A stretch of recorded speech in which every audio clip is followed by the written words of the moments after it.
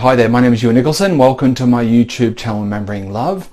If you're new to this is a channel where we explore and look at the themes of healing childhood trauma, CPTSD, and all the various things in between. If you like that kind of content, you can click on the like and subscribe button and you will get updates week to week when I put new videos out. If you're not new to this channel, welcome back. Thanks for coming back to watch another video.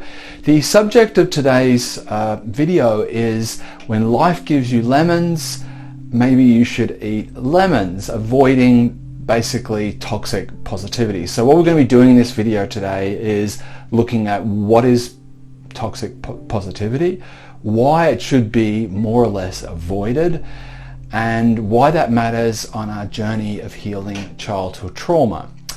So let's look at positivity and toxic positivity and what is the difference, because it would be very negative to criticize being positive, and I'm not here to say that we should just be grumpy, negative, nihilistic people. Positivity does have a place and a role to play, but when it becomes toxic is when it feels like it's there as a must, that it feels forced, that it feels like it's laid on top of pain and grief and hardship and difficulty in a kind of fake, forced and artificial way. And the tricky bit about toxic positivity, like a lot of things that we cover, like spiritual bypassing, no one thinks I'm indulging in toxic positivity. This is kind of what makes it difficult, is that it's the thing that we're not aware of that makes it kind of toxic. No one thinks they're forcing positivity on people. People believe that they're just trying to help, or they're trying to support, or they're trying to encourage.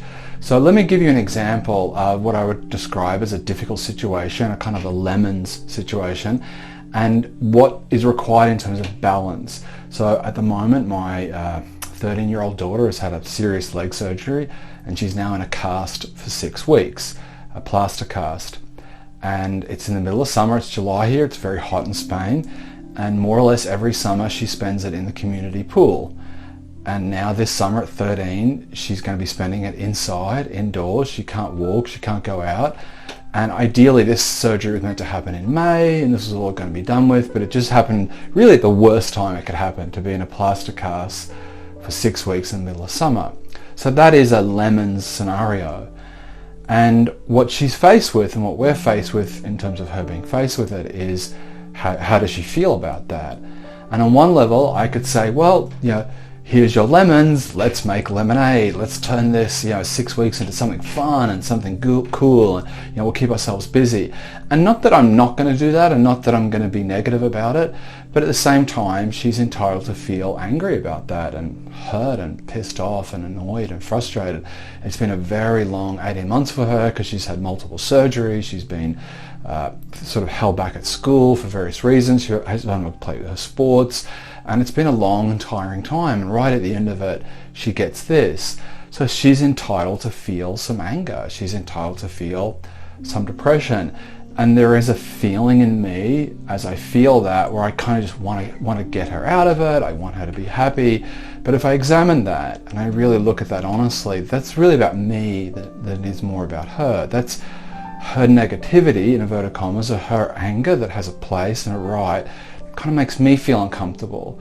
I want her to be happy, because her unhappiness makes me feel agitated or unhappy, and I want to quickly help her get out of it. But it just doesn't work that way. Like, it's false. Like, that's not me really wanting her to be happy. That's me wanting to relieve myself of an anxiety of seeing her unhappy. It's actually quite selfish. And that's how toxic positivity works.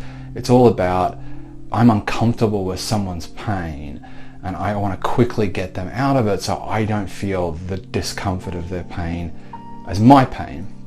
So I feel that, but I just try not to indulge myself in that. Come on, let's be happy. And I'm saying to her, let's play chess, let's do stuff. But I'm also trying to give her space to be unhappy for a few days, a few weeks, however long she needs, where she feels she can breathe into that anger and frustration. And she'll just come out of it on accord. She'll probably get bored of feeling angry and just get on with things.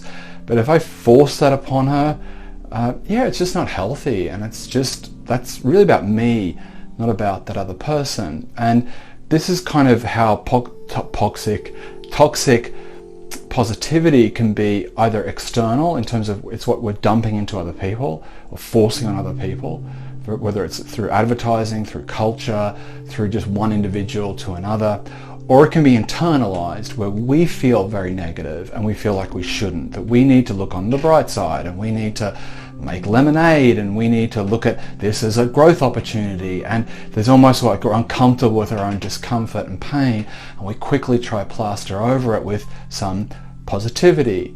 And if you want to get an idea of how uncomfortable people are with pain, is if someone ever asks you how you're doing and you say, oh, I'm doing really bad actually, I'm glad you are because I'm having a terrible day, I feel really down, and that person will say, so do you want fries with that? Or like, I didn't really want to know how you felt, it's just a formality, like don't tell me that, like, oh, don't make me feel uncomfortable. And we're just in a culture now that really does not celebrate pain. We gloss over it. It's just, everything's about being not happy, but there's an element of just getting on with things. And the worst thing you can be accused of in our current culture is to be a victim. Like, no one can be a victim. Everyone's going to get out there. And it's embedded in that is this sense of be positive and get on top of things and fight harder and push harder and look at the bright side. And there's just a real dysfunctionality of that, because it just doesn't match the reality of the way life ebbs and flows. We suffer grief, we suffer loss, we suffer betrayal. And there isn't like a positive thing about that in that way. We learn from it, we grow from it, we make meaning of it, but it has its moment. The sadness has its moment. And we have to try to be with that and honor that and acknowledge that, and then it passes, and then we move through a different phase and things look up for us and we start having more, in inverted commas, positive experiences, and then that turns, and there's just this ebb and flow in life of things being better and things being worse. And the more we resist that, the more we fight that, the more we force kind of a positivity, the harder it is to get past, ironically, those things. That if I inadvertently put a pressure on my daughter now to be positive, and she internalizes that and decides I am going to be positive, then all she's doing is just pushing that grief, frustration and pain under, and it's going to show up somewhere else, sometime else, whether it's in her future, whether it's in her body, and it just isn't healthy. But it's hard, because when we feel, see and witness people's pain, it is uncomfortable. Because we're not taught to be with our own pain, we find it very hard to be with other people's.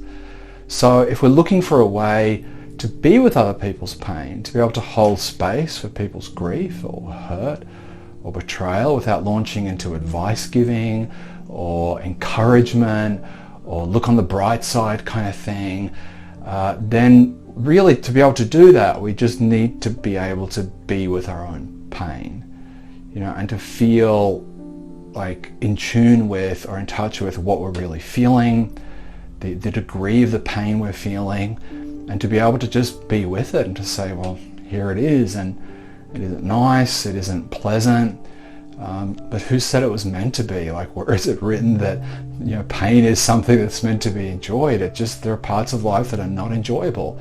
Someone loses a child, it's painful. There is no lemonade that comes out of those lemons.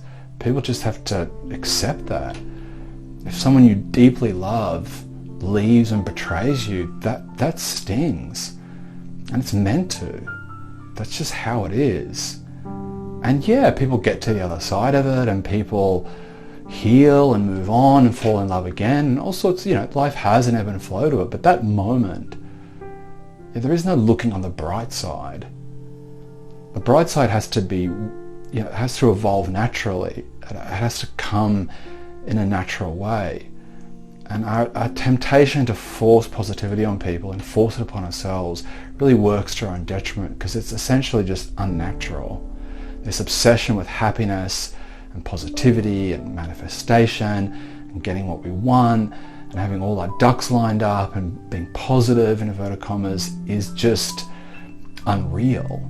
It just doesn't match the reality of our human existence, which is full of joy and suffering, full of connection and isolation. It's full of these constant contrasts. So we have these great moments, we have these difficult moments, we have peak experiences, and we have big lows, and there's just a flow to it.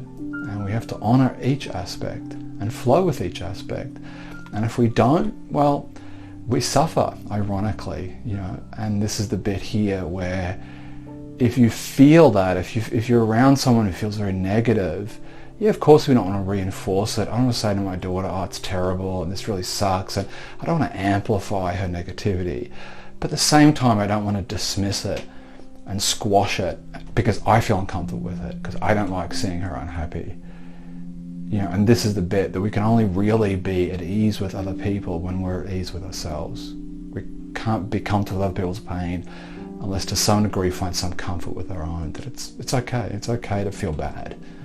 It is not the worst thing in the world to feel bad. It's just part of life. It's natural, and there's nothing wrong with it. It's just, and how long we have to stay in that pain, that's very individual. We can't say, well, you've grieved enough, or you should be over this by now.